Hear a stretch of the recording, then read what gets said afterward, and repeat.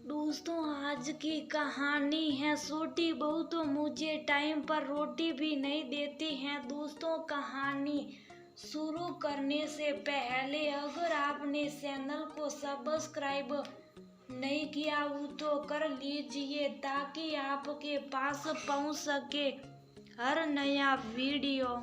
ज्योति, आज खाने में क्या बना रही हो? राधिका जी ने सुबह उठते ही अपनी बहू से पूछा। मम्मी जी, आज तो बच्चों का स्कूल है और विनीत का ऑफिस है, तो आज तो टिफिन के लिए सूखी सब्जी और पराठे ही बने। ज्योति ने टिफिन पैक करते हुए कहा।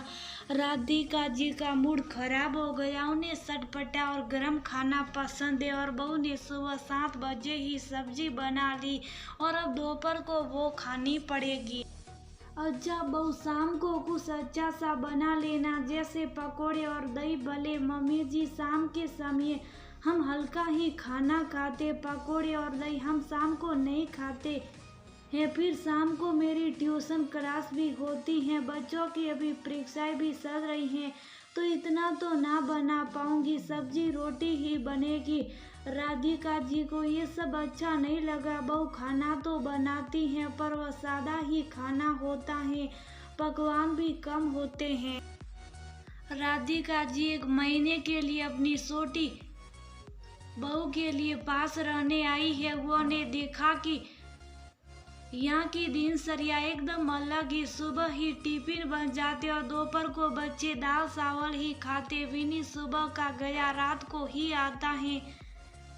दिन भर बहू किसी ना किसी काम में लगी रहती हैं। कभी बाजार जाती है, कभी स्टेशनरी की दुकान पर, तो कभी बच्चों को लेने स्कूल जाती हैं। शाम को हॉबी क्लासेस छोड़कर आती हैं, कुछ बच्चों की ट्यूशन लेती और अपने दोनों बच्चों को भी पढ़ाती और शाम को फटाफट कोई भी एक सब्जी और रोटी बना देती हैं या दलिया खिचड़ी बना देती हैं। राधिका जी सोच रही थी, इससे तो अच्छा उनका अपना घर है, वहाँ पर जब मन किया तब कुछ भी पकवान बना सकते हो, कोई भी टोक नहीं है। बड़ी बहू खुद भी रसोई के मामले में होशियार है, झट से खाना बना देती हैं, सुबह हो या शाम। वहाँ कढ़ाई सड़ते देरी नहीं लगती है, तला भुना भारी गरिष्ठ नहीं खाना, ये सब तो उन्होंने कभी सुने ही नहीं। ज्योति बच्चों को ट्यूशन पढ़ा रही थी, तभी वह पानी लेने को रसोई में आती हैं, तो उसके कानों में राधिका जी की यही बात पड़ती है कि ज्योति ऐसे तो ठीक है पर खाना ज़्यादा नहीं बनाती हैं,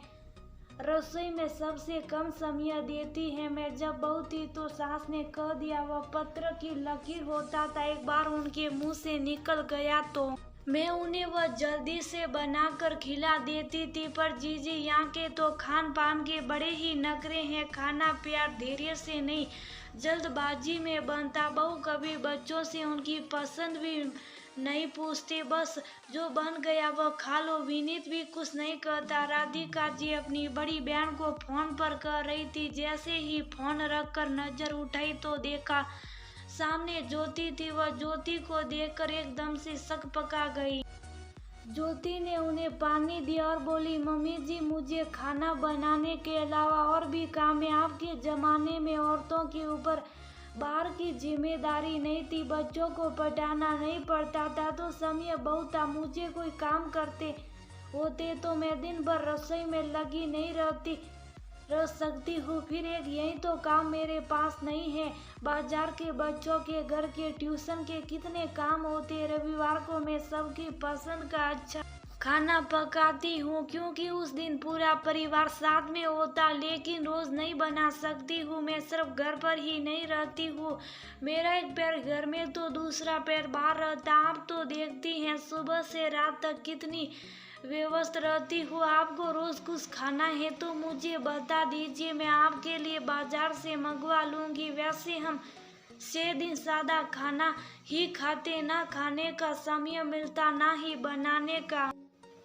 आप मौसी जी से मेरी शिकायत करने के बजाय मुझे अपनेपन से बोलती तो मुझे ज़्यादा अच्छा लगता। आजकल बहू केवल खाना बना दे, इतने से जीवन नहीं चलता। आजकल की बहुओं की जिम्मेदारी भी बढ़ गई हैं। खाना बनाने के अलावा बच्चों की पढ़ाई, उनकी अन्य गतिविधियों के लिए मुझे ही भागदौड़ करनी होती है। मेरे पास केवल खाना बनाने का ही एकमात्र काम नहीं है।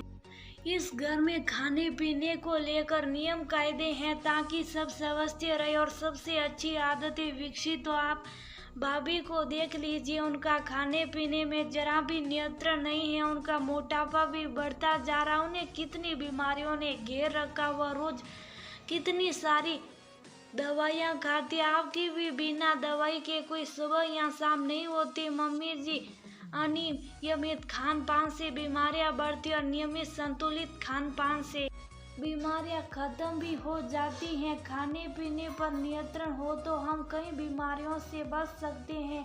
मैं अपना और अपने परिवार की सेहत का भी ध्यान रखती हूँ। आप एक बार अपने मुंह से मुझे कहती तो मुझे खुशी होती। ज्योति की बात सुनकर राधिका ने खामोश हो गई।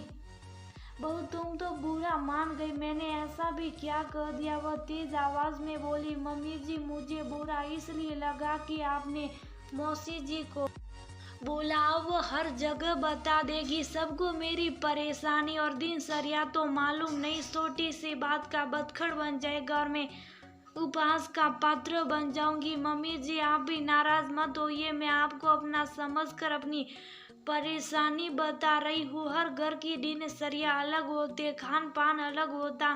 पहले तेल मसाले अनाज शुद्ध मिलता था, कितना भी खा लो नुकसान नहीं करता था। और पहले के लोग शारीरिक श्रम भी ज्यादा ही करते थे। आजकल कुछ भी शुद्ध नहीं मिलता, जरा सा ज्यादा खा लो तो गैस, एसिडिटी, अपस, खट्टी डकारे, पेट से सभी 100 बीमारियां हो जाती। आजकल सब एक जगह बैठकर मशीनों से काम करते तो वह खाना पचता भी नहीं है।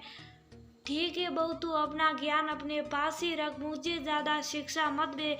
मैं तो कुछ दिनों के लिए आई थी, रह कर चली जाऊंगी, तेरे हिसाब से रह लूंगी। ज्योति ने फिर ज्यादा बहस करना जरूरी नहीं समझा। राधिका जी महीना भर रह कर चली गई। कुछ महीनों बाद ज्योति परिवार सहित अपने ससुराल गई। भाभी, आज खाने में क्या बना रहे? ज्योति ने पूछा। अरे कुछ नहीं, हमारा डॉक्टर ने सब बंद कर रखा। तेज मसाला, घी, तेल, तला भुना सब इतनी सी उम्र में बंद हो गया। जाने शरीर को कितनी बीमारियां लग गई। तभी राधिका जी बोलती, ज्योति तू सही कहती थी, तब तो मुझे बुरा लगता था, पर अब डॉक्टर ने हमें सादा और पौष्टिक आहार लेने को कहा। अब हम रात को भारी खाना नहीं खाते, तला हुआ हफ्ते में एक बार सिर्फ रविवार को बनता। अब हर समय तेल की कढ़ाई भी नहीं सड़ती। रोज सुबह की सैर और योगा भी करने लगे हैं।